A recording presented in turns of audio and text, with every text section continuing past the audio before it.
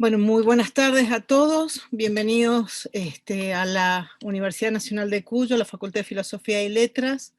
Hoy vamos a dar inicio para, de alguna manera, conmemorar y festejar en estas jornadas virtuales otras formas de pensar las artes, desarrollos y debates desde la historia y la filosofía, las que se enmarcan dentro de una celebración por los 65 aniversarios de la creación del Instituto de Historia del Arte de nuestra universidad y nuestra facultad.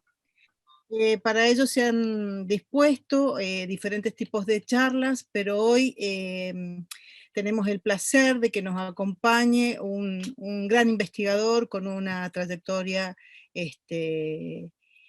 muy larga y muy importante, que es el doctor Peter Berg. Antes de darle la palabra al doctor, quiero, antes de comenzar estas actividades, quiero hacer un agradecimiento muy especial, bueno, a las autoridades de la Facultad de Filosofía y Letras que nos han acompañado en toda esta posibilidad de actividades, al señor decano, a la secretaria de Extensión, Fabiana Varela, al director de Patrimonio Cultural y Museos, dependiente del Ministerio de Cultura y de la provincia, el doctor Horacio Chavasa, que también nos acompaña y que me gustaría que, si está presente, nos dijera algunas palabras. Horacio. Hola, buenos días a todos y a todas. Sí, estoy presente, doy mi presente. Bueno, muy cortas palabras para no retrasar más esto. En primer lugar, muy halagados por darnos la posibilidad de auspiciar desde la Dirección de Patrimonio Cultural y Museos de la provincia el desarrollo de este encuentro, de esta conferencia en particular y de todas las clases que se van a llevar adelante. Esto de otras formas de pensar las artes está directamente vinculado con las políticas de gestión patrimonial, teniendo en cuenta que estas miradas sobre el patrimonio demandan repensar y repensarnos en torno a esas construcciones de valores que se han dado en los últimos años, en las últimas décadas, de cara a considerar lo que es patrimonio o no lo es, según la orientación que en muchos casos nos da la propia sociedad. Entonces, en este sentido, este ciclo de conferencias que propone el Instituto de Historia del Arte, en estos 65 años de historia, de rica historia que posee, nos pareció una oportunidad magnífica para poder estar presentes y hacer nuestro aporte.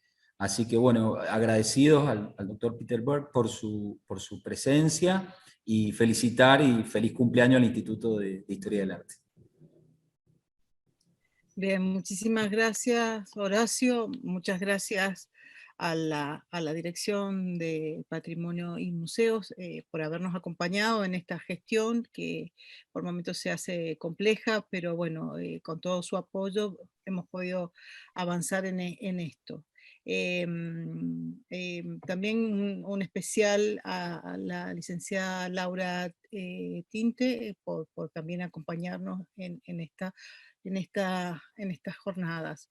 Bien, quiero agradecer sobre todo a la gente presente que realmente nos abrumó la cantidad de inscriptos que ha habido. Han habido más de 730 personas inscriptas, que para nosotros fue realmente un número sumamente importante, y queremos destacar, hay autoridades, hay de distintas provincias, docentes, investigadores de Brasil, Italia, México, Bolivia, Ecuador, Cuba, Colombia, Perú, Estados Unidos, España, Venezuela, Alemania y otros tantos países que en este momento seguramente me estoy olvidando. A todos ellos, gracias por acompañarnos, para nosotros es muy especial. Y bueno, ahora comenzaré con la presentación del doctor Peter Berg. No sé si está el decano ingresado, si no, damos comienzo a la presentación del doctor. Bien, entonces, bueno, el doctor Burke se ha destacado como historiador especializado en la historia social y cultural en la primera edad moderna en Europa, y es un gran estudioso de la historia social del conocimiento. Ha sido reconocido como uno de los grandes renovadores de la historiografía interdisciplinar, que dio a la investigación histórica y propició la mediación entre la historia, la antropología y la sociología. Es catedrático emérito de la Historia Cultural de la Universidad de Cambridge, miembro del Emmanuel College, y ha sido profesor visitante o investigador en numerosas universidades de Europa y América. Es profesor adjunto en la Universidad de Sussex, de la Escuela de Estudios Europeos desde el 62 al 79, ha desarrollado una actividad docente como profesor de Historia Cultural en la Universidad de Cambridge, miembro de, bueno, ya lo dije, de Emmanuel College, es miembro de la Academia Británica de Historia desde 1994, es miembro de la Academia Europea, de la sección de Historia y Arqueología desde 1995 en el Reino Unido. Es miembro honorario de la Escuela de St. George College de Oxford y ha sido distinguido como doctor honoris causa por la Universidad de Lund, Copenhague y Bucarest. Ha publicado más de 26 libros, incluido El Renacimiento Italiano, La Cultura Popular de Europa Moderna y Temprana, La Fabricación de Luis XIV, El Arte de la Conversación, Lenguas y Comunidades en Europa Moderna Temprana, ¿Qué es la historia cultural?, Formas de hacer historia, Visto y no visto, el uso de la imagen como documento histórico, El Renacimiento Italiano, Cultura, Sociedad en Italia, Historia y Teoría Social, Formas de la historia cultural, Cultura popular en Europa moderna, Una historia cultural del humor, Hibridismo cultural, y así una infinidad de textos y artículos de investigación. Entre esta interminable lista de publicaciones, sus publicaciones han sido traducidas a más de 31 idiomas. Así que no, todo lo que yo diga va a ser realmente muy acotado con la trayectoria que tiene nuestro distinguido invitado de hoy, el doctor Peter Berg. Le damos inicio a esta actividad. So, Mr. Berg, after having said some introduction words, the historical source. Okay. Mi interés en estas reflexiones es en mirar los retratos con los ojos de un historiador cultural, utilizándolos como una fuente histórica y centrándome. Yes? So, one way to do this is to arrange portraits in a chronological order, a series that would go from the Middle Ages until today. And if one does this, one will see slow changes in small details much more clearly than if one was looking at these portraits separately. Entonces lo que vamos a hacer es ver una serie de retratos cronológicamente y los vamos a comparar de esta manera, que va a ser más productivo que verlos separadamente. Today, however, I would like to try another approach. What I would like to do is to try to show connections between what I call regimes of portraiture and political regimes, which may be autocratic, they may be democratic, or they may be populist. Hoy vamos a ver los retratos de distintos regímenes políticos y vamos a hacer una conexión entre ellos, y los tres regímenes que vamos a ver van a ser el autocrático, el democrático y el populista. Now, in trying to connect these two regimes, art on one side and politics on the other, I believe that a central concept of great use is the concept of the presentation of self, a concept that was coined about 60, 70 years ago by the sociologist Erving Goffman. Entonces, para establecer estas conexiones entre la política y el arte, hay conceptos claves que tenemos que tener en cuenta, como la presentación, que es un término que acuñó un historiador hace unos 60 o 70 años. Now, Goffman was not thinking about portraits. He was thinking about everyday life. But I do think we can adapt this concept, but we will need to analyze it a little bit further. Take the example of a portrait of the Emperor Charles V by Titian.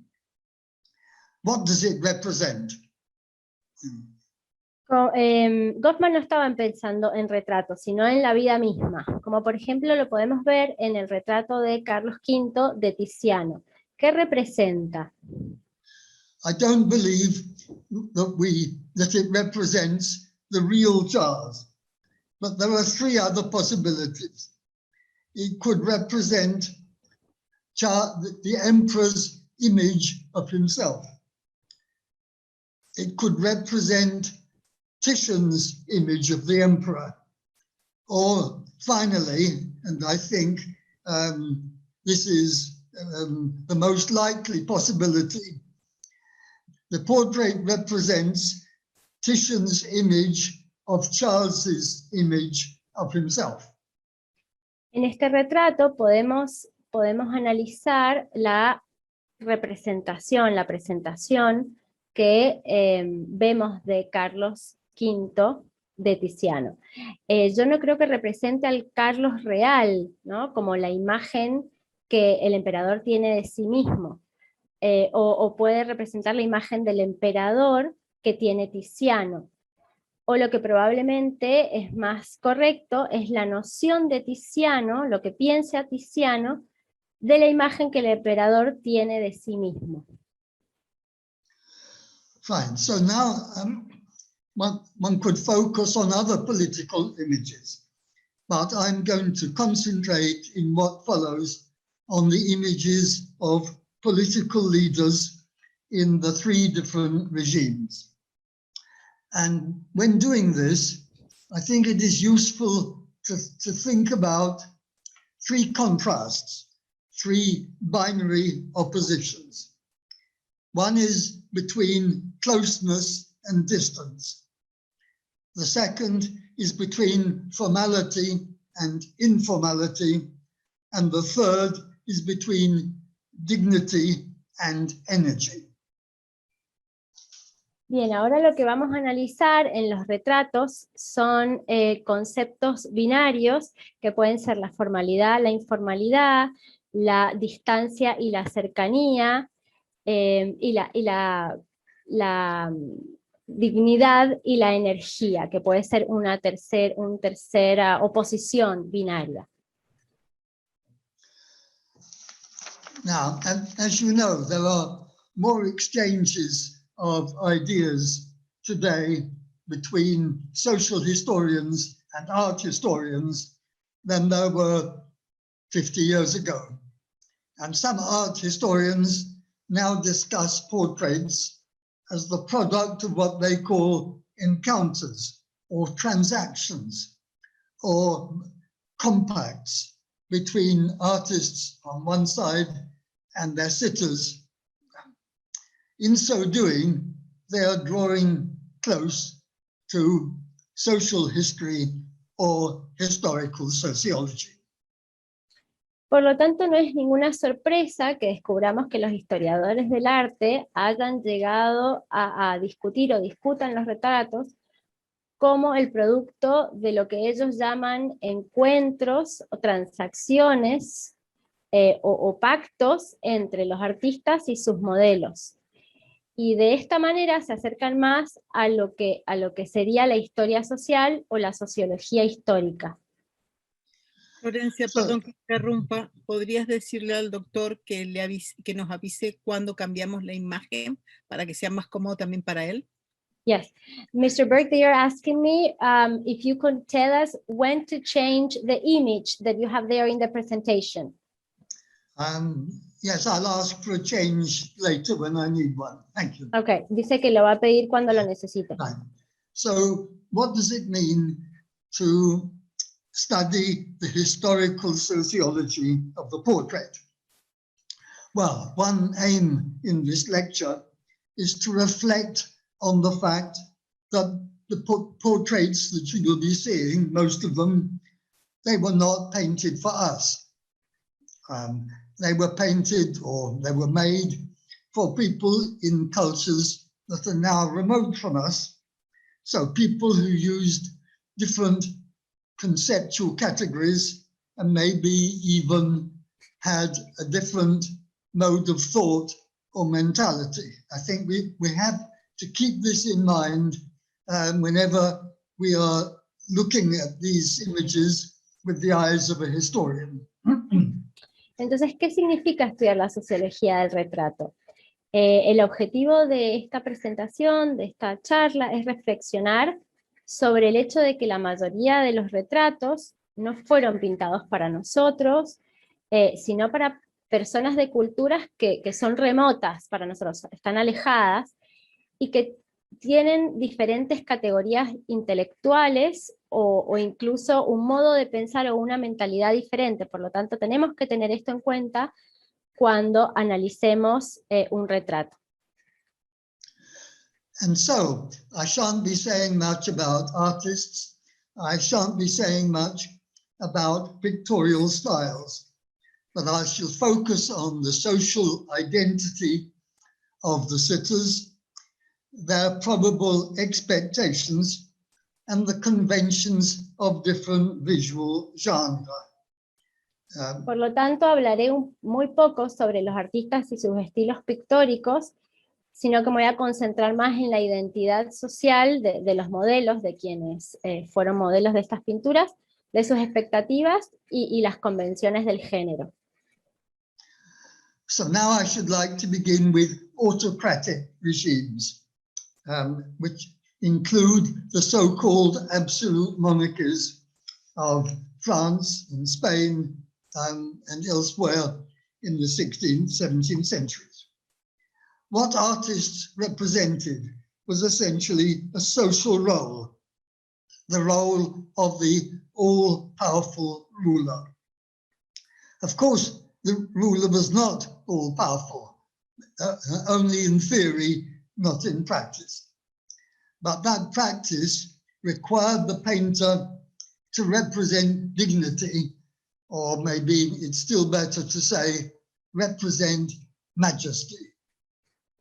Permítanme comenzar con los regímenes autocráticos, incluidos los que conocemos hoy como las monarquías, o sea, se conocen como las monarquías absolutas de la era temprana de algunos países, en los que los artistas representaron, lo podemos ver como un papel social, ¿no? que sería el de un gobernante todopoderoso, por lo menos en la teoría, y el papel, o sea, ese papel del gobernante todopoderoso requiere que el pintor lo represente con dignidad, o utilizando un término más fuerte quizás, como una majestad, majestuosamente. Fine. Could I have the first image, that is King Richard II? Ahora sí, la primera imagen, que es el rey Ricardo II de Inglaterra. Now, Richard II, who was King of England in the 14th century, as you see, he's represented as if he was a holy image. So, full face, looking towards us, sitting on his throne. These images, because there are others, were modeled on images of Christ and the saints. But images of Christ and the saints were themselves modeled on images of ancient Roman emperors. So we see a kind of circular movement. It goes from political images to religious images, and then from religious images to political images. Bueno, como acá vemos en esta imagen, el rey Ricardo II, rey de Inglaterra del siglo XIV, está representado como si fuera una imagen sagrada que nos está mirando, sentado en su trono, y este tipo de imágenes fueron modeladas o ideadas sobre imágenes de Cristo y los santos, que a su vez fueron ideadas sobre imágenes de emperadores romanos, enfatizando su distanciamiento con el pueblo. Y vemos acá un movimiento circular que va desde lo político a lo religioso y nuevamente a lo político. So still more famous are the images of Charles V by Titian, which I was talking about earlier.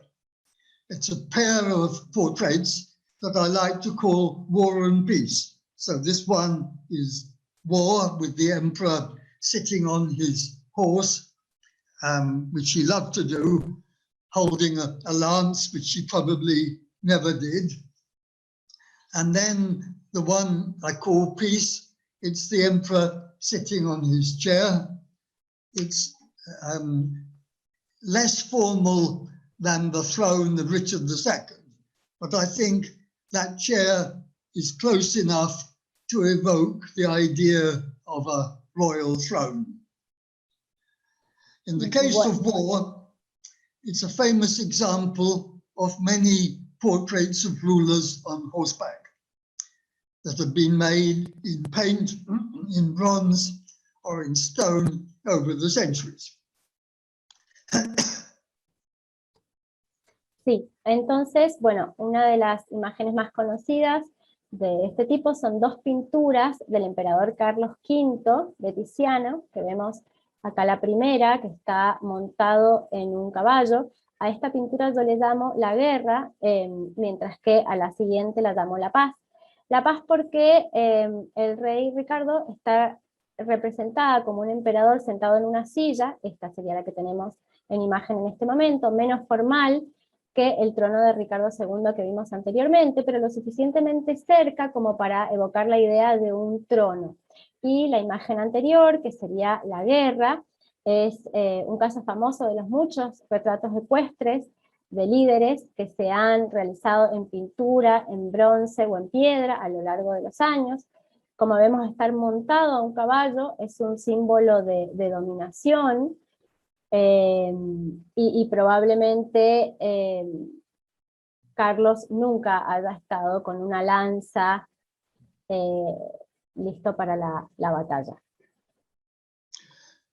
So, why was it so important to represent rulers on horseback?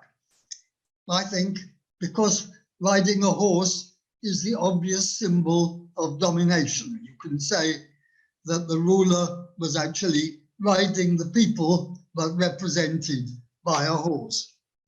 So this, if you like, this metaphor is vividly represented in its turn by the next image, number 4, which is by Velázquez, showing Baltasar Carlos, that is the child of Philip IV of Spain, and he's learning how to ride.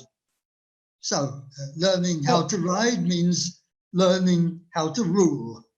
And he's carefully watched by a small figure in the middle ground who represents the Count Duke of Olivares, who was the powerful minister of the boy's father, Philip IV of Spain.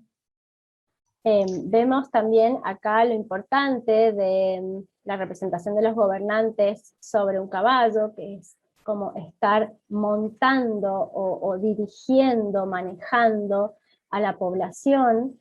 En este caso vemos que hay una persona también que está mirando desde la distancia, debajo del caballo, y aprendiendo del rey que está en el caballo a manejar a sus súbditos a través del manejo del caballo.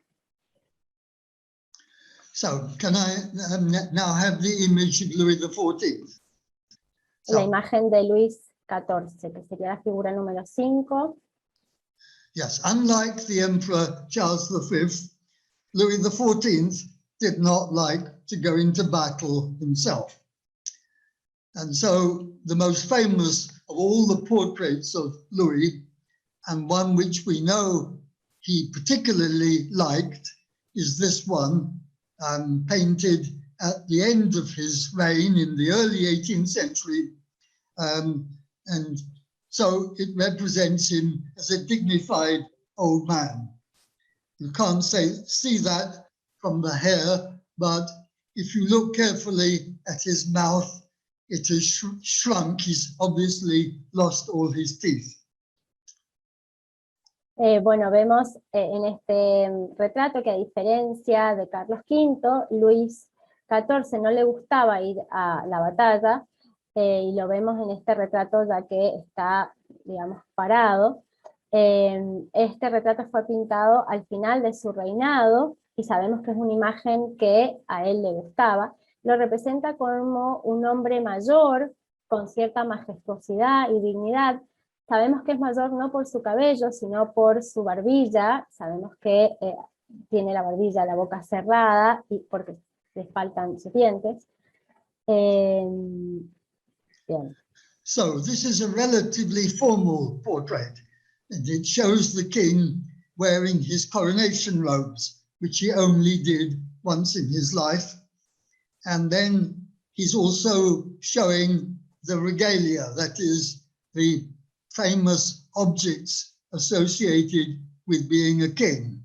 There's this very big sword that he's wearing, which is not the normal sword that gentlemen wore in this period. There is the crown next to him, and then there's the scepter.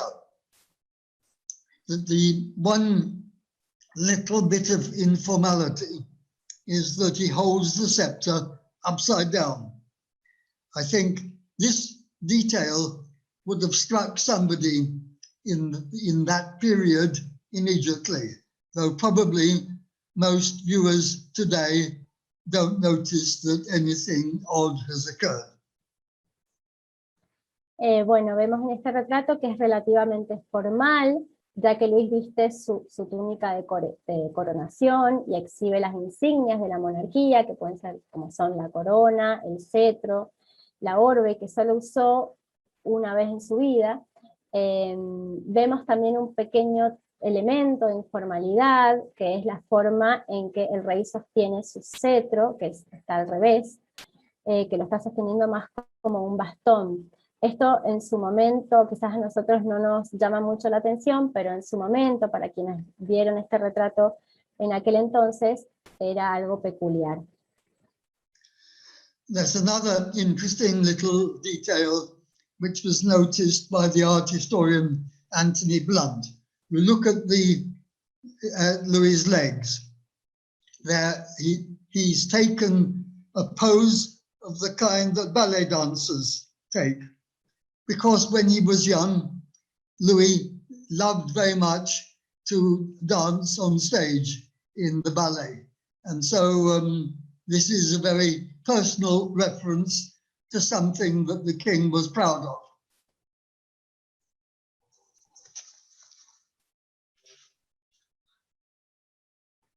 Otro detalle que podemos ver en el retrato es la posición de las piernas de Luis, que toma una pose de bailarín, porque cuando él era joven le gustaba mucho bailar en el ballet y en el escenario. Esto es una referencia muy personal de lo que el rey le gustaba hacer, y era estaba muy orgulloso de sus piernas.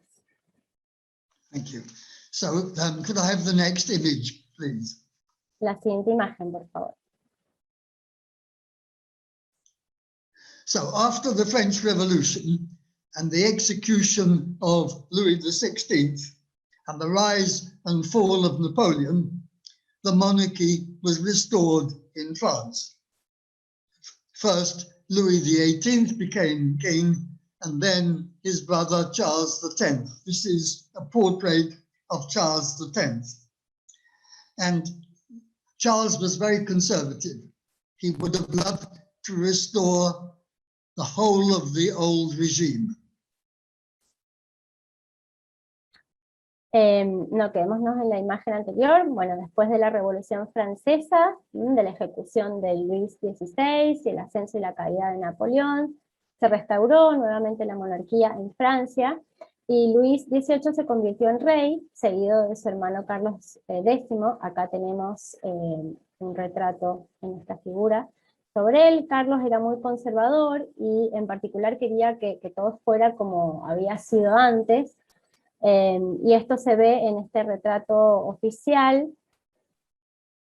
And notice one detail in particular. There he is holding the scepter upside down. So, but when Louis did this, it's a sign of slight informality. But when Charles does it, we are expected to remember that he's imitating Louis. He would love to have been another Louis XIV. But in fact, there was a revolution in 1830 and he fell from power.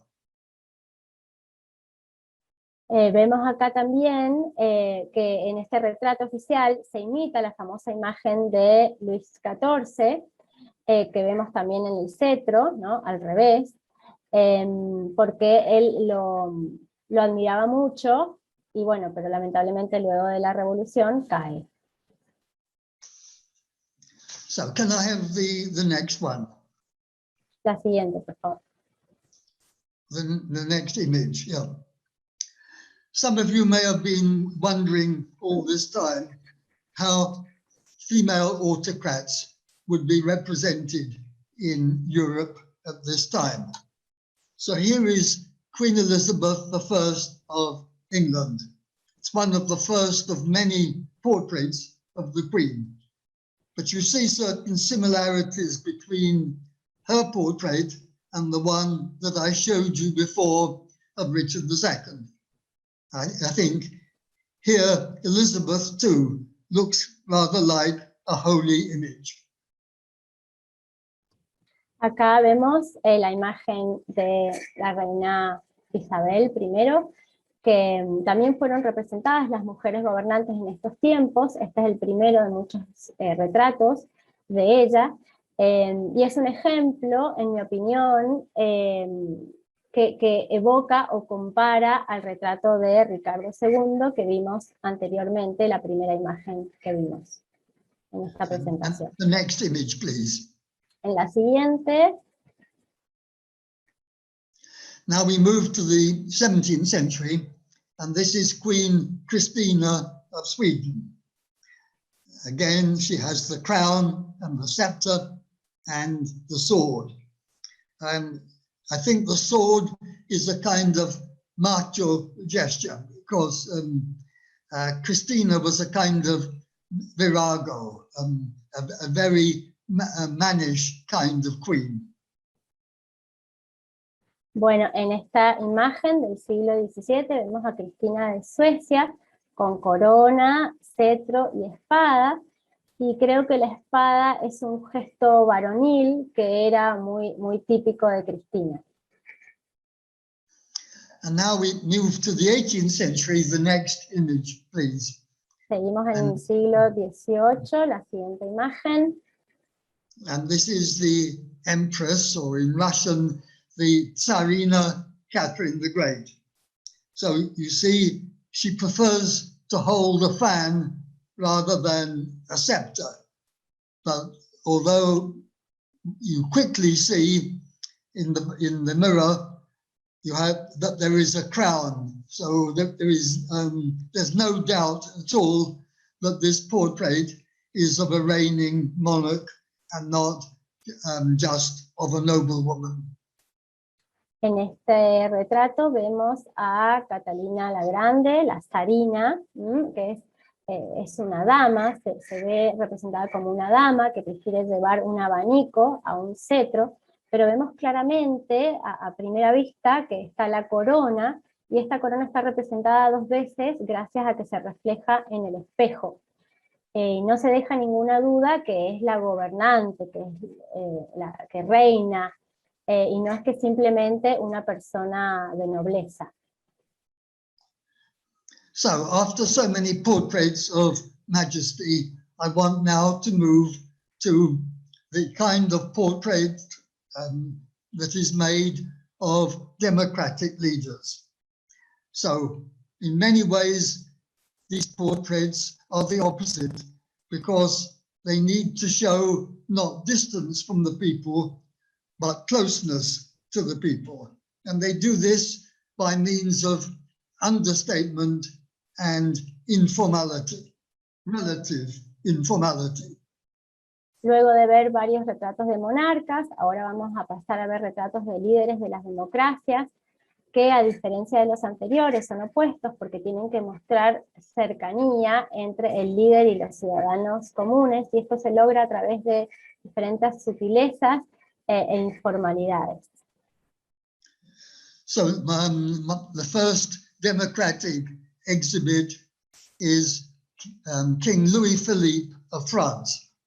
So when you look at this, remember that in the revolution of 1830, this is the man who replaced Charles X, who believed he was another Louis XIV. And so the portrait underlines the contrast. He doesn't wear coronation robes. He just wears a military uniform. He doesn't have a crown, just a hat. And he is displaying a copy of a charter which founded a parliamentary monarchy. But you still know he's a king because there's that empty throne next to him and there's a crown on top of it instead of on his head. Bueno, en este retrato vemos a Luis Felipe de Francia, quien fuera el sucesor de Carlos X, pero a diferencia de él era un monarca liberal.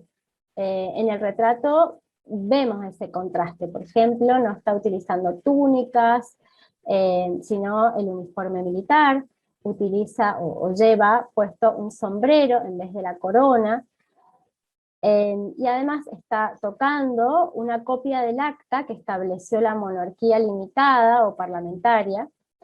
Sin embargo, también nos damos cuenta que es el rey, ya que tenemos el trono a su lado, vacío, y una corona que está sobre el trono. So the next image will be Queen Victoria of England. En la siguiente imagen vemos a la reina Victoria de Inglaterra. So, like Louis Philippe, Victoria was the head of a parliamentary monarchy, but her self-representation is rather different. After all, Britain was a country that made no clean break with the past in the way that the French did in the Revolution of 1789 or the Revolution of 1830. That's not the British way. They like to make changes, but to disguise them in the robes of continuity, which is what you see here. Victoria in her coronation robes with her crown, with two crowns, but still she is only governing through Parliament.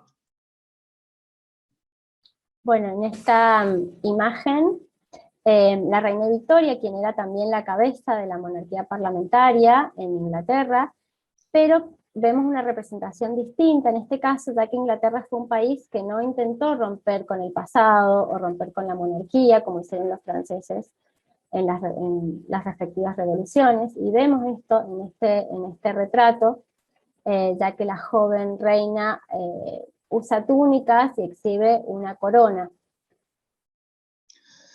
But this is not the only way that Queen Victoria wanted to be represented. Can we have the next image? Pero esta no es la única manera en que la reina Victoria quiso ser representada. Si viéramos la siguiente imagen.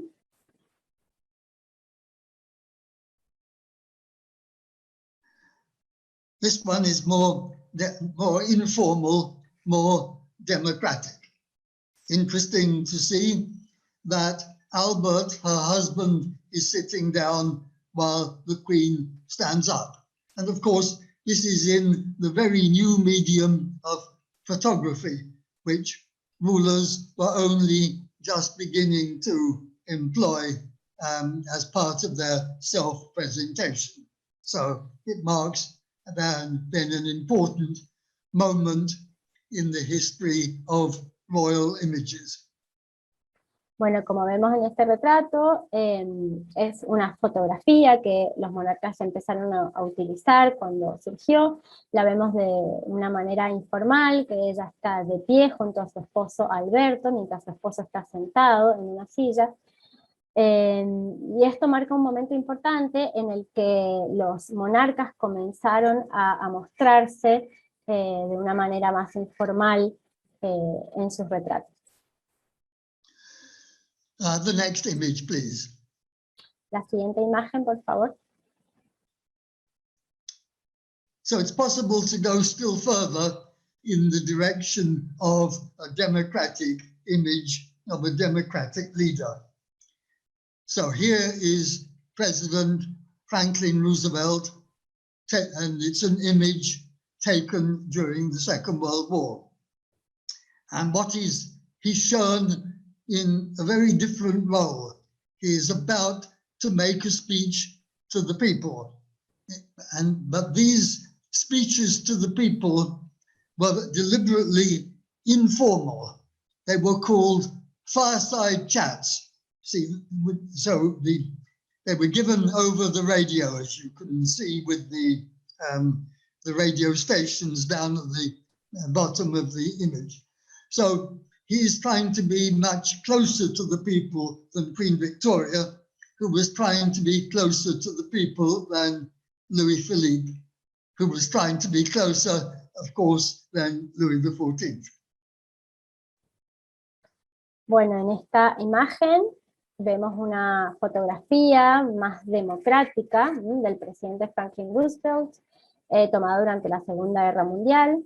Él se ve de una manera muy distinta, está a punto de dar una de sus famosas charlas, informales charlas, que se llamaban charlas junto a la chimenea, y se transmitían a través de la radio, como vemos ahí, tienen los micrófonos, y era un intento deliberado de acercarse más a la gente de lo que habían hecho otros líderes anteriores, como vimos que Victoria, o sea, él intenta estar más cerca de la gente de lo que lo había hecho Victoria en el retrato anterior, y Victoria aún, comparándolo con los retratos anteriores de los líderes o de los monarcas, también había intentado lograr más cercanía con la gente. So, how far can democratic leaders go in the direction of informality? The next image, please. Veamos la siguiente imagen y vemos cuán lejos pueden ir los líderes en dirección a la informalidad. So this, I believe, more or less reaches the limit. Here is Angela Merkel with her mug of beer. But of course, this is not the only way in which Angela Merkel is represented in the visual media of today. This is a reminder that when we look at images, we should think not only about the place where they are and the period, but also about the occasion. The point of this image, it's an election poster. She is campaigning not for her own party, but for the allies, the Christian Social Union of Bavaria, a part of Germany well known for its enthusiasm for beer. So it's an attempt at political persuasion aimed at a democracy when an election is very close. Bueno, acá vemos a Angela Merkel, que ha ido un poco más lejos en la dirección de la informalidad, como hablábamos. Debemos pensar, cuando analizamos un retrato, no solo en el lugar y el periodo en que sucede, sino también en la ocasión. En este caso, el espectador debe darse cuenta qué tipo de retrato es este. Es un póster hecho para una campaña política, no era para su propio partido, sino para the Christian Union, Social Union, y sucede en la región cervecera de Bavaria. Por eso la jarra o la taza, el vaso con la cerveza.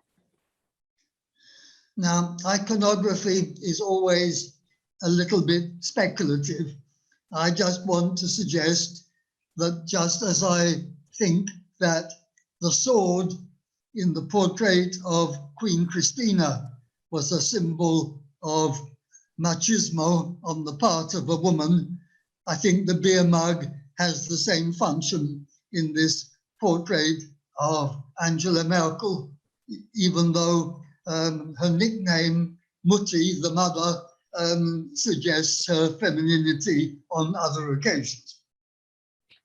Bueno, esto puedo estar siendo un poco especulativo en este tema, pero creo que como la espada en el retrato de Cristina, anteriormente que vimos, era un símbolo de machismo o de varonilidad, acá el vaso de cerveza implica lo mismo, aun si el sobrenombre de Angela Merkel como madre indica lo opuesto en otras circunstancias. Fine, so can I have the next image, please? Vamos a la siguiente imagen, por favor. So now I turn to the regime that we call populist. That is a regime in which the leader speaks like a democrat, but acts like an autocrat, an absolute monarch. So in this kind of regime, dignity is less important, but energy and virility matter a great deal. This is why Mussolini wants to have himself displayed in public wearing just a pair of shorts. So he wants to be seen visiting the beach. And here he's being greeted by a sympathizer with the fascist salute. It looks spontaneous, and it was probably all rehearsed in advance. Bueno, en esta imagen vemos a Mussolini, voy a continuar con el tercer tipo de régimen, que es el populista, en el que el líder habla, o los líderes hablan como demócratas, pero en realidad actúan como monarcas absolutos, como autócratas. En este caso la dignidad es menos importante que la energía y la virilidad, ya que estas importan más. En este caso Mussolini, en este retrato vemos a Mussolini que usa unos pantalones cortos solamente, se lo ve muy espontáneo y lo saluda una militante fascista con el saludo fascista, y pareciera que esta es una imagen muy espontánea, pero seguramente fue todo muy controlado.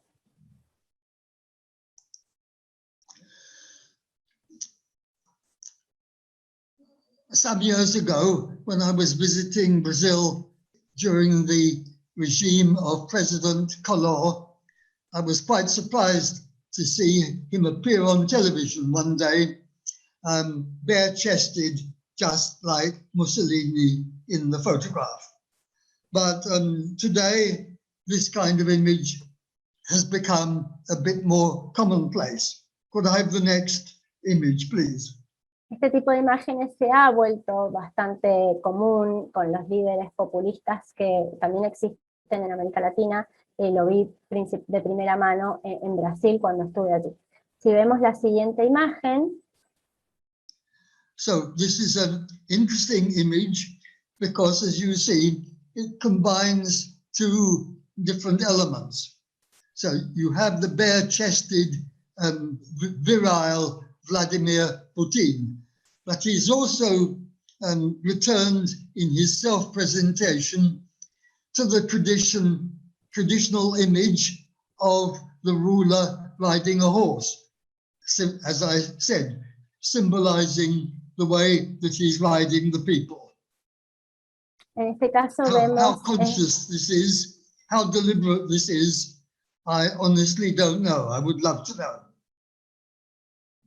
En este caso vemos una imagen muy interesante porque combina dos elementos, como vimos anteriormente, tiene el torso desnudo por un lado, como vimos en el caso de Mussolini, pero por el otro lo vemos a Putin sobre un caballo, esta imagen ecuestre que también vimos anteriormente, la idea de dominar, de manejar, de montar al pueblo, a los súbditos. ¿Cuán deliberada es la utilización de estos elementos? Realmente no lo sé. Fine, so far I've been offering you a series of portraits of leaders from 3 different kinds of regime. And now I should like to comment briefly on how they do it. That is, the methods that the artists and photographers have employed to present these leaders. So I want to focus now on facial expressions, postures, and gestures. Bien, ya hemos visto los retratos de líderes de 3 regímenes políticos, y ahora me gustaría comentar brevemente sobre los métodos que los artistas o los fotógrafos han empleado para presentar a estos líderes a través de sus expresiones faciales, sus posturas y sus gestos. So to begin with, I want to make some remarks about what you might call the social history of the smile. I don't think we need to go back to Louis XIV, but it was clear from that portrait that the king is not smiling. And indeed, we know that when an Italian artist, the great Bernini, once represented the king smiling, the king rejected this portrait. But now, in democratic regimes, the smiling leader is almost de rigueur. The next image, please. Si vemos la siguiente imagen, por favor, bueno, podemos analizar la historia social de la sonrisa en los retratos. Los monarcas absolutos, como vimos en los retratos anteriores, se ven serios. Por ejemplo, la boca de Luis XIV estaba cerrada, sonreír se consideraba inapropiado. De hecho, Bernini, un artista italiano, representó al rey sonriendo, y por supuesto este retrato fue rechazado. So this smile of Tony Blair is part of his self-representation as, to use his own words, an ordinary bloke.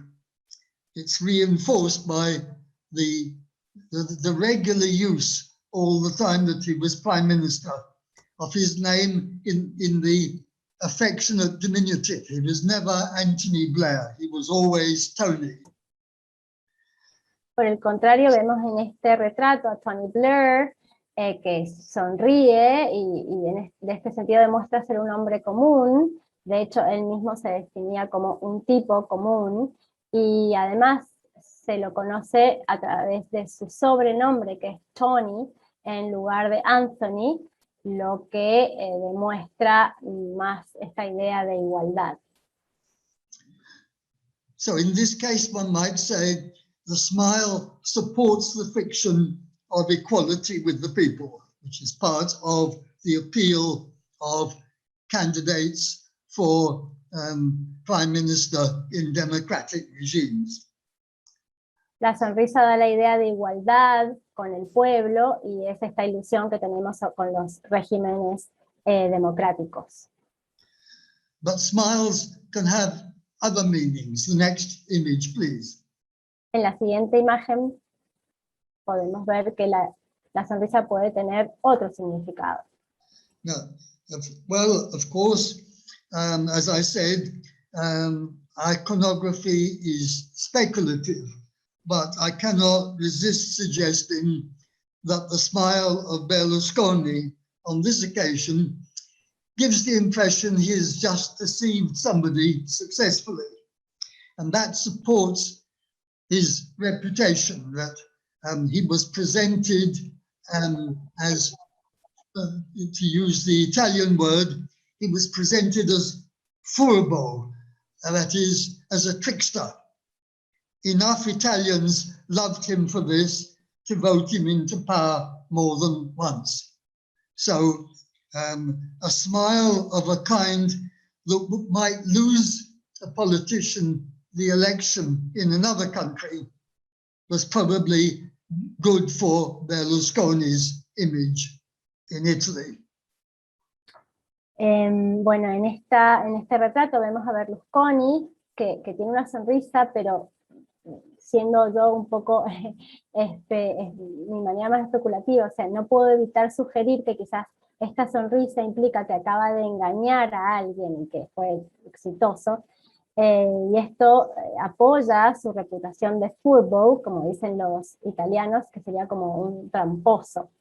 Y bueno, los italianos lo adoraban de todas maneras y lo religieron, mientras que en otros países quizás esto no hubiera ocurrido.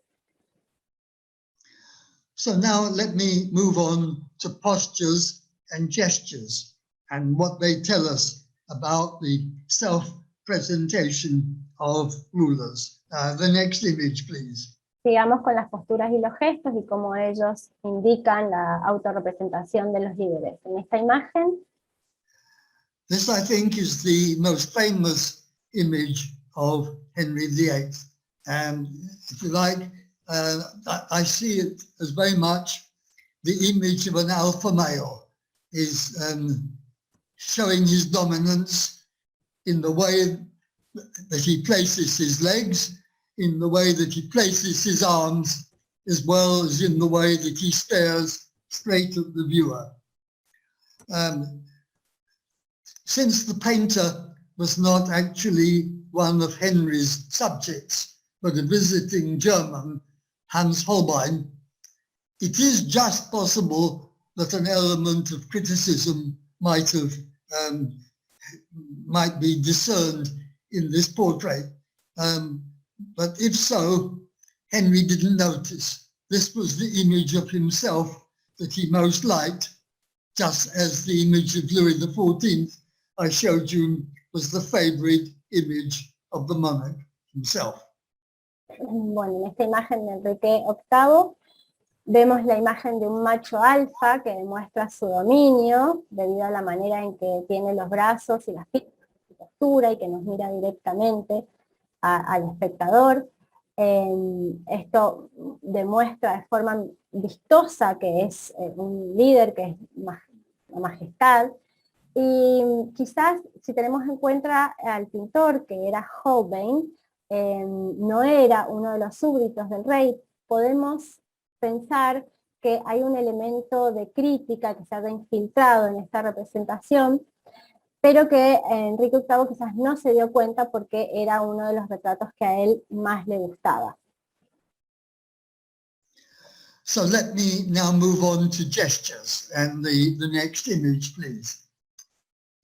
Vamos ahora a los gestos, la próxima imagen. Of Napoleon, calm and powerful, and this gesture of the hand in the waistcoat was of course imitated by many leaders after Napoleon, and in many portraits and photographs of leaders after Napoleon.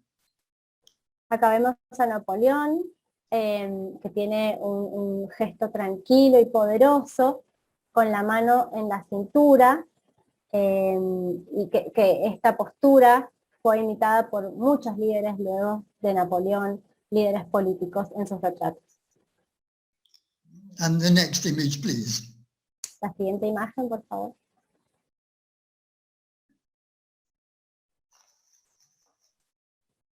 I think there's another one before that. Hay una imagen anterior. Yeah, President Macron, if you can find it. El presidente Macron.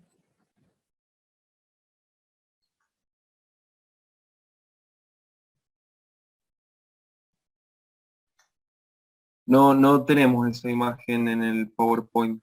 We don't have that image in the PowerPoint, Mr. Burke. I'm sorry.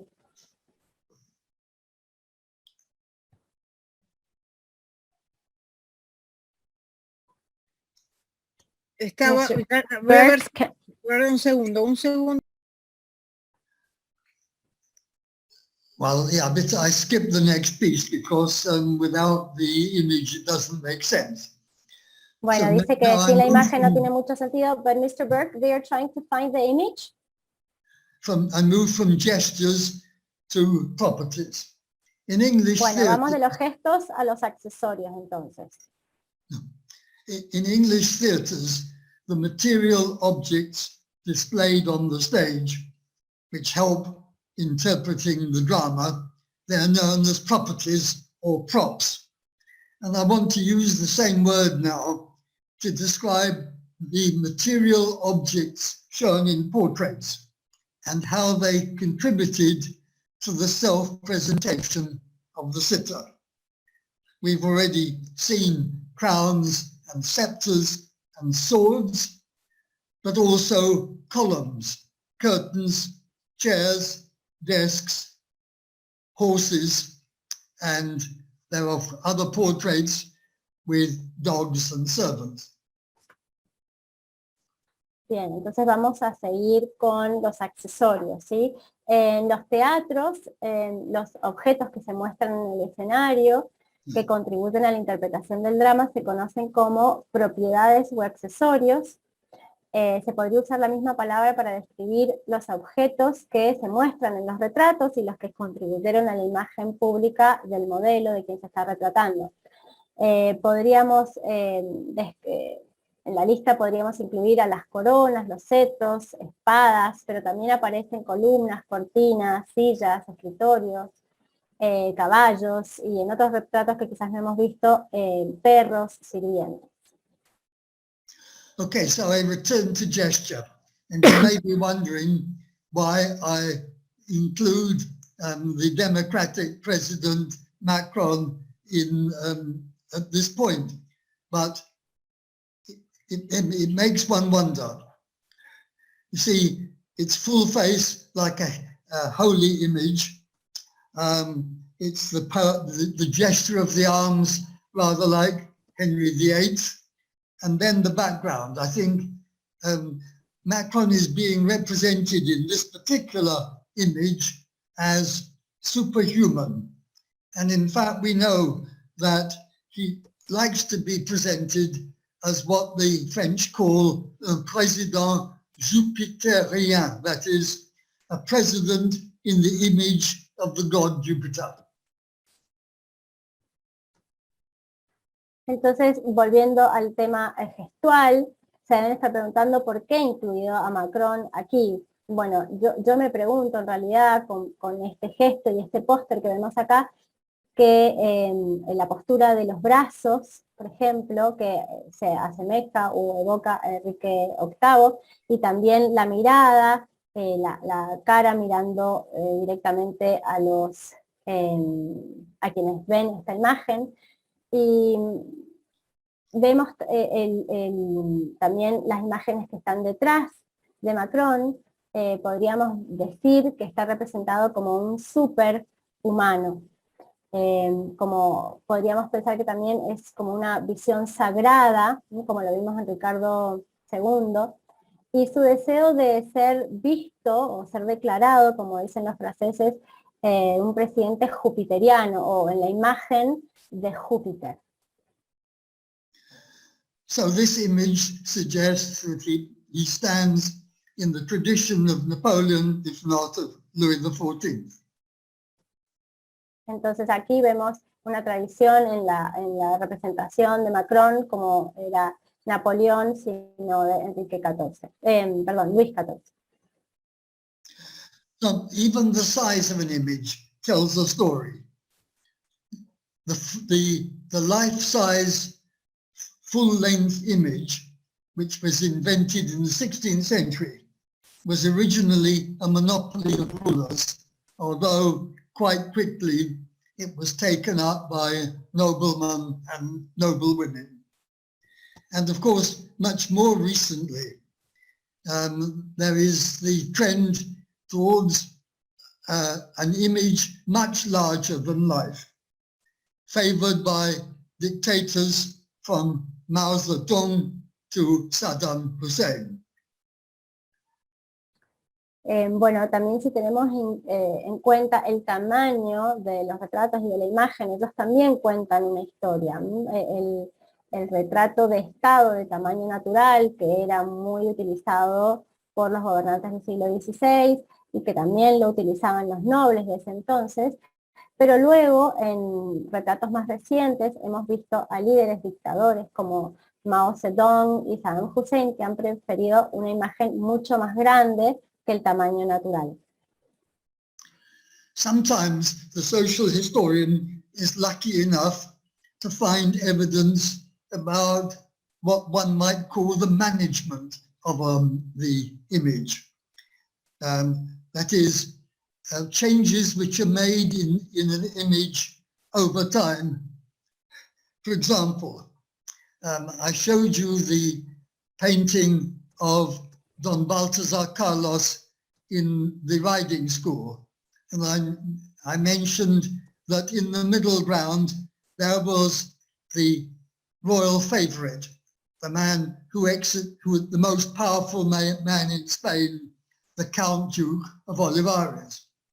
But then Olivares fell from power and Velázquez was asked to paint Don Baltasar Carlos all over again, but this time without that man in the background. In similar fashion, of course, Stalin's colleagues regularly disappeared from portraits of the group that was at the head of the Communist Party. Bueno, los historiadores sociales también tienen mucho trabajo, digamos, comparando o conociendo la historia de un retrato. El manejo de la imagen es algo muy importante, como podemos ver en el retrato de Velázquez, que él repintó la escuela de equitación que vimos anteriormente, en donde se eliminó al favorito real Olivares cuando cayó en desgracia, cuando veíamos el retrato, no sé si recuerdan, de Baltasar. También ha sucedido que más recientemente colegas de Stalin desaparecían, fueron retocados o se los borraba de las fotografías donde habían muchas personas. A recurrent example of managing the images of leaders is the result of the fact that some of these leaders have been short in stature, so that their lack of height has been disguised in various ways. I didn't point this out at the time, but that famous portrait of Louis XIV shows that he wears high heels, because one could say his political height was not matched by his physical height. That was a problem for a more recent French leader, Nicolas Sarkozy, and he solved it the same way by wearing high heels when he was in power. As for Nicolas Ceausescu, the former dictator of Romania, photographers were given very precise instructions. They should only take his photograph from below, and he should never be shown close to someone who was taller than he was. Otro ejemplo del manejo de las representaciones de los líderes era el manejo de la altura. Algunos hombres muy poderosos han sido de baja estatura y esto se ha disimulado de diferentes maneras. Por ejemplo, Luis XIV, que vimos anteriormente en uno de sus retratos, no lo mencioné en ese momento, pero él utilizaba tacones altos que se ven en el retrato, porque su altura política, su rango político no igualaba a su altura física. También hemos visto esto en Nicolás Sarkozy, que cuando estaba en el poder también usaba este tipo de elementos para verse más alto. Y en el caso de Nicolae Ceausescu, el ex dictador de Rumania, le decía a los fotógrafos que no le sacaran fotografías desde abajo, y que nunca, o sea, que le sacaran fotografías desde abajo, perdón, y que nunca debían fotografiarlo cerca de alguien que fuera más alto. So the final problem that I'd like to share with you today is the problem of how all these images were received. What were the responses of the public. And of course, the real problem for historians is that if the images are received favorably, there are very few traces left for a historian. On the other hand, a hostile reception of images, that's very easy to document. As we've been reminded in the latest phase of the so-called statue wars, especially last year when so many statues in so many parts of the world were toppled from their pedestals. But going back in time a bit, I wanted to show you images first from about 1990, when Lenin disappeared from the pedestals of many formerly communist countries. You saw that image some moments ago. Thank you, that's the one. And then again, relatively recently in Spain, the decision to remove General Franco from the public squares, which he dominated for so long after he had dominated Spain. Bueno, por último vamos a tratar el tema de la recepción de estos retratos. ¿Cuáles son las respuestas de los espectadores? Que es un problema que los historiadores pueden tener en cuenta cuando hay una respuesta hostil, una recepción hostil. Eso es fácil de documentar, pero más difícil de documentar cuando hay una acogida favorable. Ahí ya no tenemos muchas huellas para estudiar. En el caso de esta respuesta hostil, como hemos recordado en la última fase de las llamadas guerras de estatuas, especialmente lo vivimos el año pasado, en el 2020, cuando tantas estatuas fueron derribadas de sus pedestales en muchas partes del mundo. En 1990 también lo vimos cuando Lenin desapareció de los pedestales en muchos países comunistas, y más recientemente en España cuando se removió a Franco de las plazas, de muchas plazas. These relatively recent examples are in fact part of a much longer history. The religious iconoclasm of 16th century Europe has been followed ever since the French Revolution by what you might call political iconoclasm.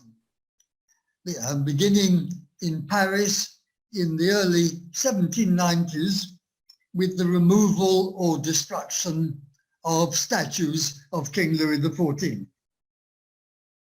Bueno, esto también lo vemos desde la Revolución Francesa, la iconoclasia religiosa del pasado, que también ha sido, la continuó, fue seguida por la iconoclasia política, por ejemplo, la remoción o destrucción de estatuas de Luis XIV en París a comienzos de 1790.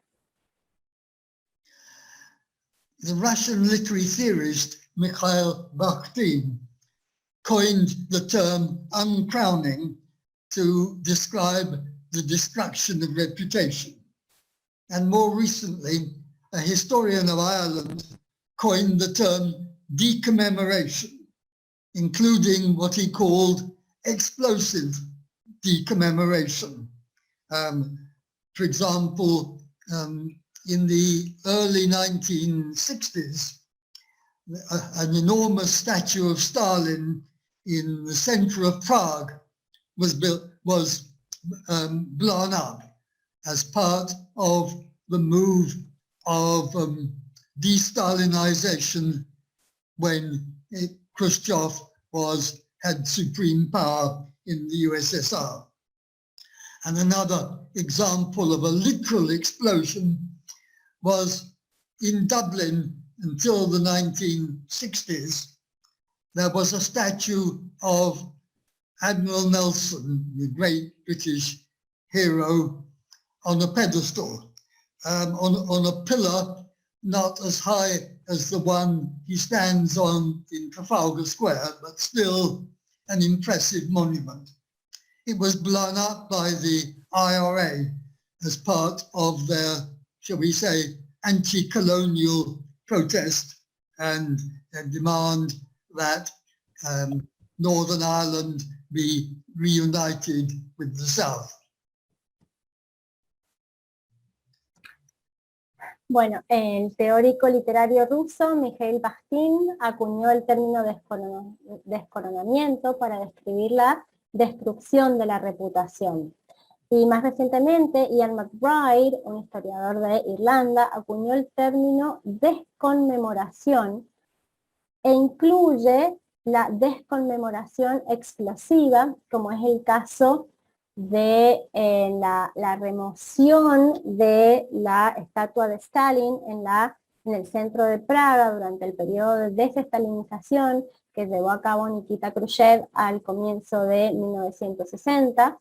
Y también vemos un caso parecido, como es el caso de la columna del almirante Nelson en Dublín, que fue destruida por el ejército republicano irlandés en un acto de antiimperialismo y demostración o solicitud de que el norte se una con el sur.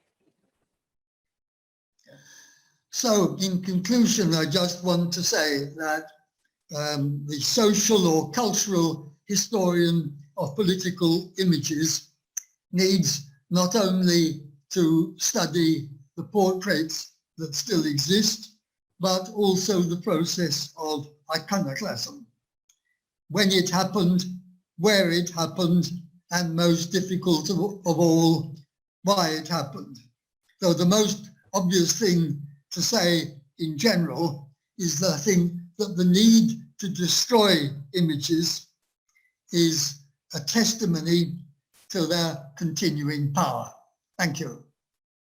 Bueno, como ya para concluir, tenemos que decir que el estudio de los retratos hay que estudiarlos como están hoy en día, pero también saber cuándo, dónde y sobre todo, y lo más difícil es por qué ocurrió tal suceso, y es una tarea para los historiadores culturales, aunque bueno, lo más obvio es decir que la necesidad de destruir es un testimonio del poder continuo de las imágenes. Muchas gracias. Bueno, un placer, doctor. Realmente, si pudiéramos aplaudirlo ahora, sería magnífico, porque realmente una charla maravillosa. Ahora dejamos abiertos para que por el chat las personas que quieran hacer preguntas. Aquí tengo una, Florencia, a ver si le podés traducir. Okay, Mr. Burke, it was a pleasure to listen to your presentation. It was a marvelous presentation, and we are going to have some questions, if you don't mind now. Is that okay? And the simplest thing for me would be if people asking questions use the chat function, because I can read Spanish without any problem. And I don't hear very well in any language. And so I would be grateful if people did that. Bueno, dice que mejor si pueden escribir en el chat las preguntas, él puede más o menos leer el español o el spanglish, igual hay muchas personas que están escribiendo en inglés, porque él no puede escuchar muy bien en ningún idioma, entonces prefiere leerlo. Hay una pregunta del chat que dice Dr. Burke, sin duda su presentación nos ambienta sobre la relación indisociable entre las representaciones visuales y verbales con lo político y lo cultural. Desde la historia, cómo trabajar el problema de la representación y la mediación cuando son verdaderamente difusas las estrategias de comunicación y de dominación.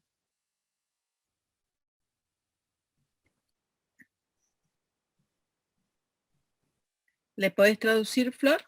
Yes, él dijo que prefiere leer. Mr. Burke, are you able to read the questions in the chat? Or should I translate? Do you see the chat function?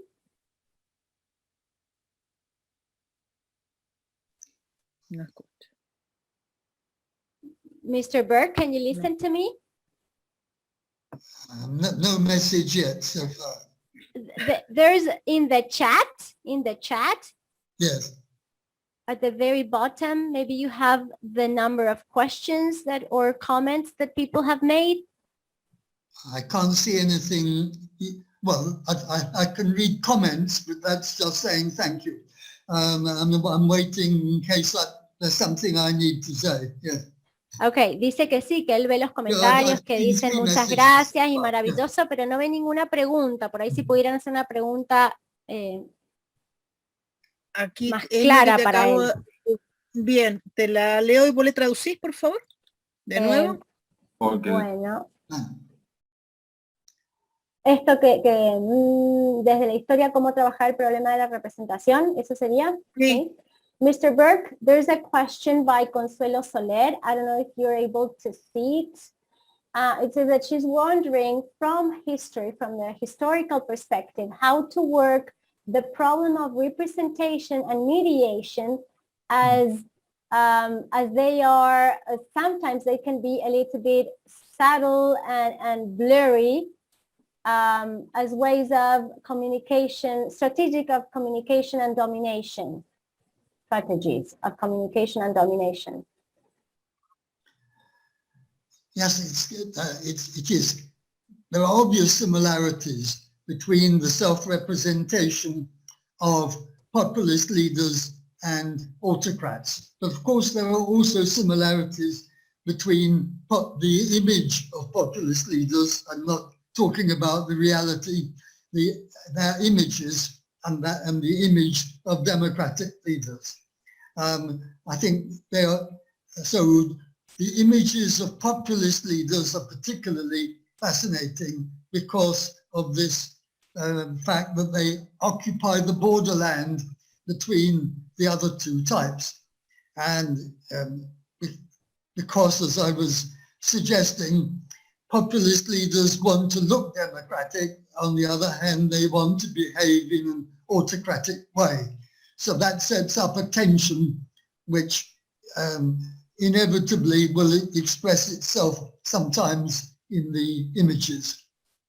Bueno, vemos que hay similitudes muy claras entre estos dos temas y muy obvias. Las imágenes de los líderes populistas es algo muy interesante de analizar, ya que ocupan un lugar intermedio entre los otros dos, en donde se ven como tratan de buscar una igualdad, pero al mismo tiempo son autócratas y no son nada democráticos. Then it's not exactly a question, but I see on the screen a reference to cada época presta atención a detalles. And so I would want to say that what the cultural historian needs to do is to identify significant details. And the great problem is that small details which were extremely significant in one period, they appear insignificant to the eyes of people in another period.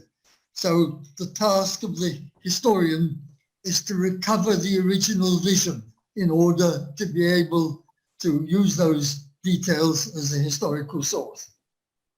Bueno, acá veo un comentario acerca de que menciona los detalles y quiero decir que en este sentido los historiadores culturales deben saber identificar detalles significativos, estos detalles pequeños que quizás en un momento fueron muy significativos en el pasado, quizás para un historiador moderno no lo son. Entonces lo que tiene que hacer el historiador es ver esos detalles, darse cuenta que quizás en ese momento fueron muy importantes.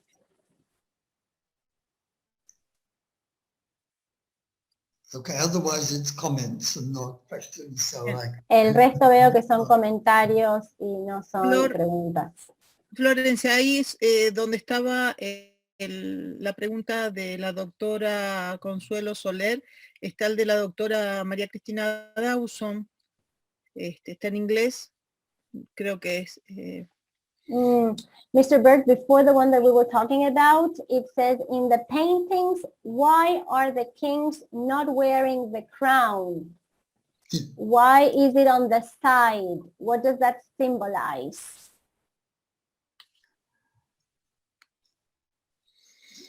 The image of the crown. The crown, but that is not being worn by the leader, that it's to the side. What does that mean? So everyone knows that the crown is the image of the majesty of the king, but the crown can be represented in so many different ways. When it's on the head of the person in the portrait, that represents majesty in a strong sense. If the crown is on a chair next to the person, that's a deliberately weaker use. It means more informality, less stress on the difference between the monarch and everyone else. So one needs to see where the crown is placed. Again, how big it is or how small it is. All these things will convey different messages to the observer if they have been warned to look for them. Bueno, todos sabemos que la corona es un símbolo de majestad, de su majestad, y que puede representar muchas cosas. En la cabeza significa majestuosidad, y en el sentido más estricto, que es la majestad, pero al costado es un uso más débil, más informal, y lo que marca menos diferencia entre el monarca y el resto. Esto nos lleva a pensar que tenemos que pensar dónde se ubica la corona, cuán grande es, cuán pequeña es, y esto evoca diferentes simbolismos, de diferentes representaciones.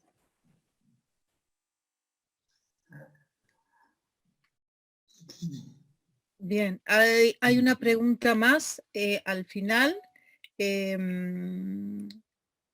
Dice, ¿se la querés leer directamente en inglés?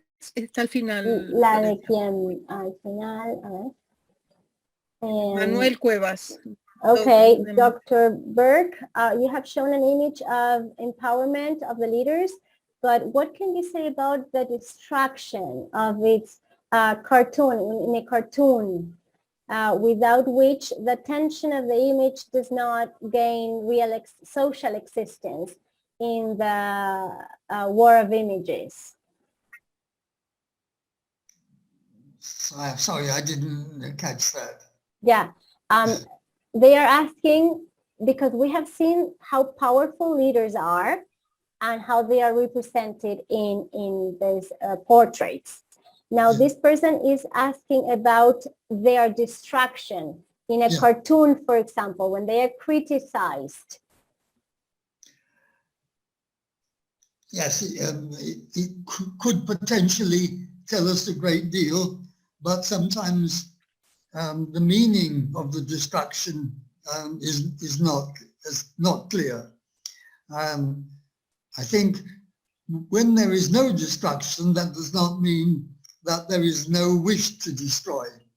And in fact, during the reign of Louis XIV, when a number of statues of the king were put up in Paris, it was necessary to surround them with iron railings, because during the night, unknown people had come and they'd scribbled insulting graffiti on the pedestal.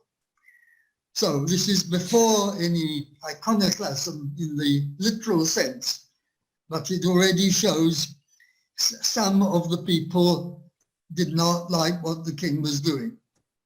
And on the other hand, at a moment when a statue is pulled down and you see a crowd celebrating, that does not mean that some other people in the country are not regretting that this attack on Lenin or Franco has taken place. That's why it's a difficult problem. Bueno, dice que es un problema difícil, ya que potencialmente la caricaturización o destrucción de una imagen puede significar mucho, pero bueno, el significado de la destrucción no es claro, porque cuando no hay una destrucción no hay deseo de destruir. Pero por ejemplo, durante el reino de Luis XIV Muchas estatuas que estaban ubicadas en París tuvieron que ser cercadas porque durante la noche se les escribían grafitis violentos, y eso demostraba que mucha gente no lo quería.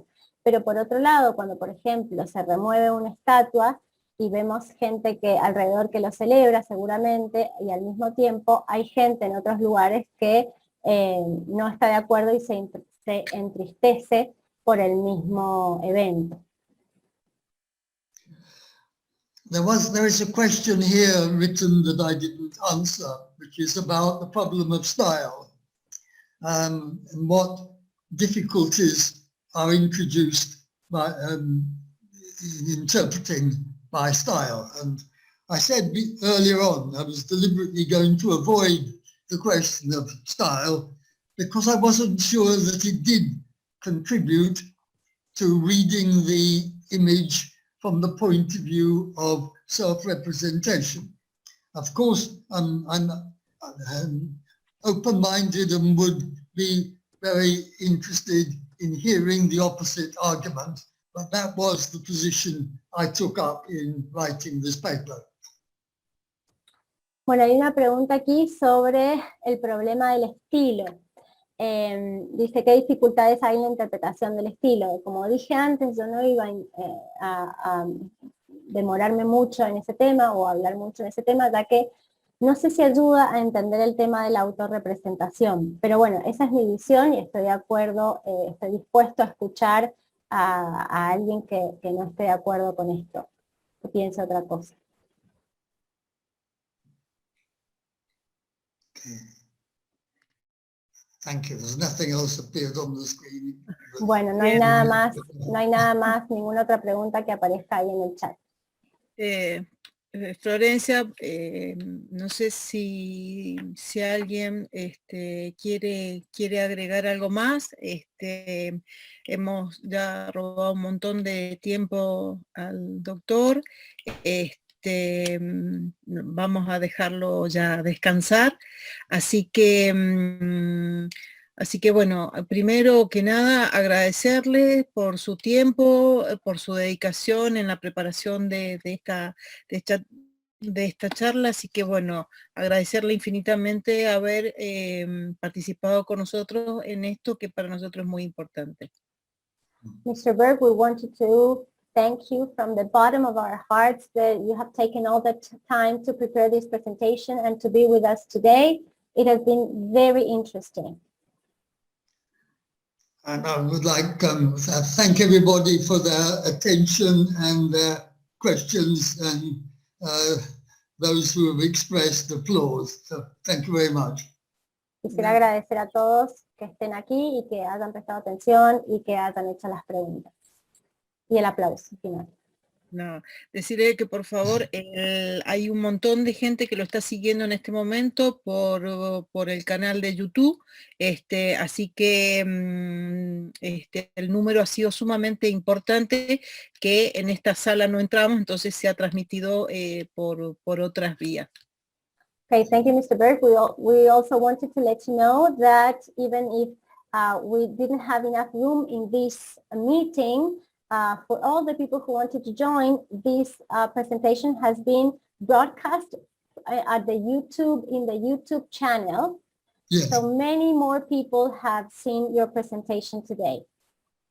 Oh, that's good. Yeah, thank you. Yeah. Bueno, muchas gracias. Qué alegría. Bien. Bien. Muchísimas gracias y bueno, muchas gracias a todos por habernos acompañado y bueno, los esperamos en las próximas reuniones. Muchas gracias. Yeah. Okay, so goodbye, everybody. Thank you. Goodbye, Goodbye. Mr. Berg. And thank you for your work of translation. Yeah. Thank you for being so patient. Thank you. Muchas gracias. Pleasure. Gracias a Bye. todos por acompañarnos. Goodbye.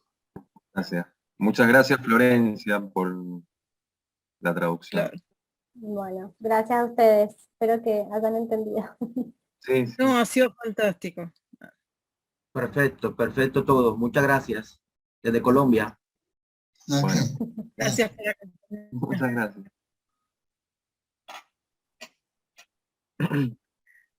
Agradecemos la presencia de todos. Para nosotros ha sido muy significativo, sobre todo que hay de distintos países que nos acompañan, así que para nosotros ha sido muy bonito no solamente por la presencia del doctor Burke, que es todo ya un acontecimiento para nosotros importante, sino porque esto nos permite también de alguna manera conectarnos y vincularnos con otros países del mundo. Gracias, Flor. Impecable. Gracias a ustedes. Los esperamos el jueves próximo, entonces a las 11. Nuevamente. Gracias.